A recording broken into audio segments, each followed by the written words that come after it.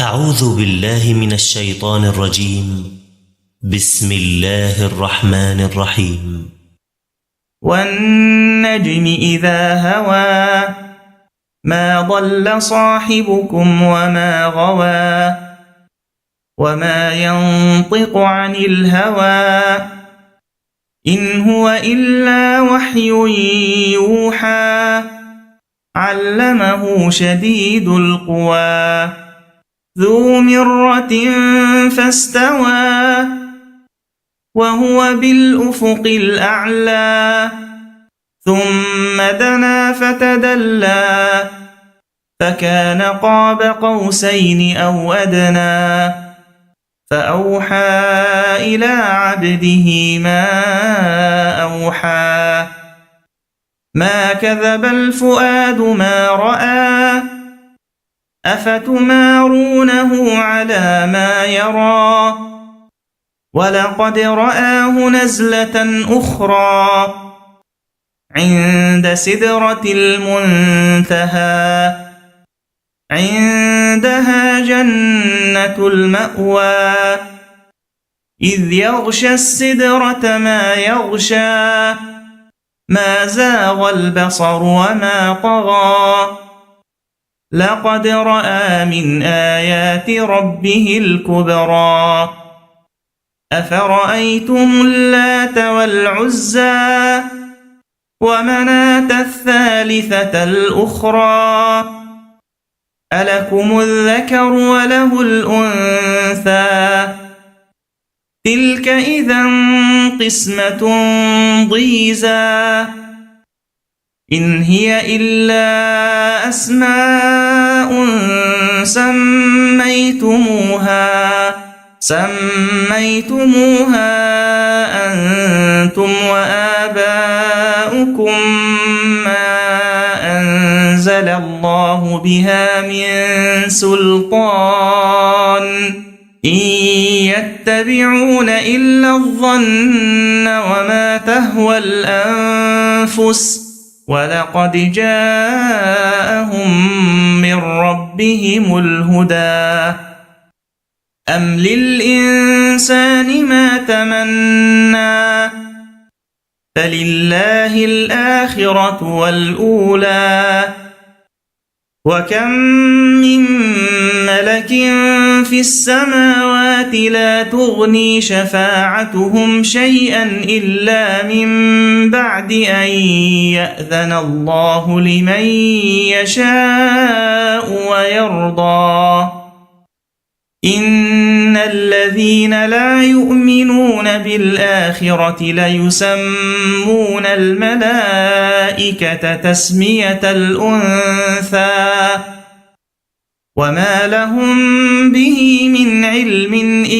يتبعون إلا الظن وإن الظن لا يغني من الحق شيئا فأعرض عمن تولى عن ذكرنا ولم يرد إلا الحياة الدنيا ذلك مبلغهم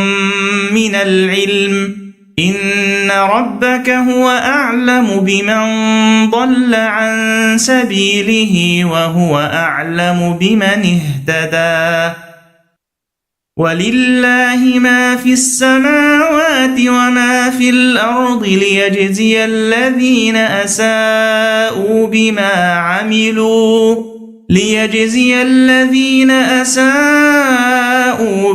عملوا ويجزي الذين أحسنوا بالحسنى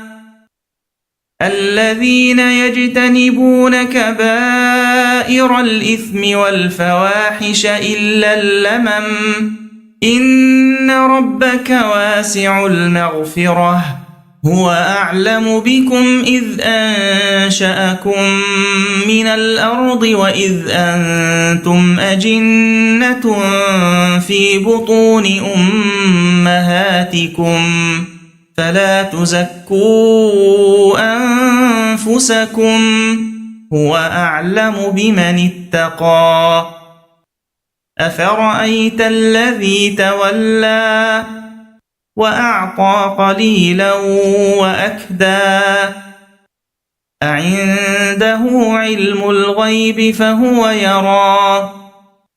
أم لم ينبأ بما في صحف موسى وإبراهيم الذي وفى ألا تزر وازرة وزر أخرى وأن ليس للإنسان إلا ما سعى وأن سعيه سوف يرى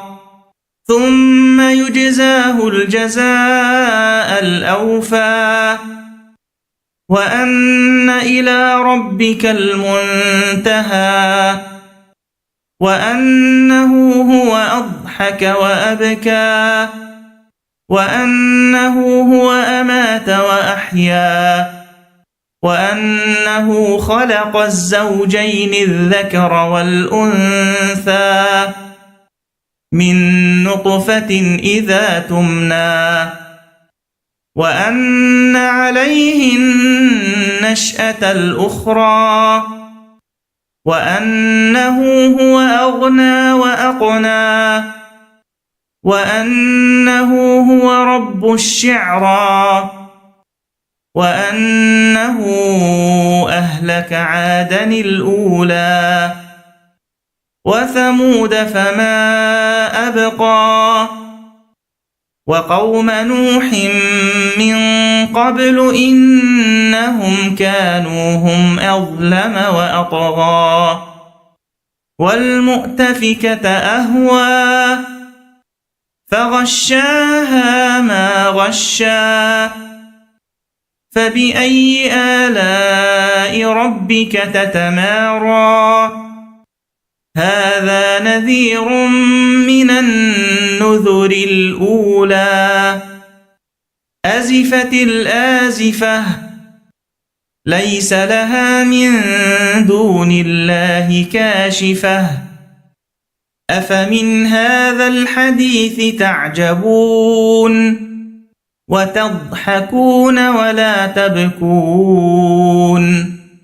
وأنتم سامدون فاسجدوا لله واعبدوا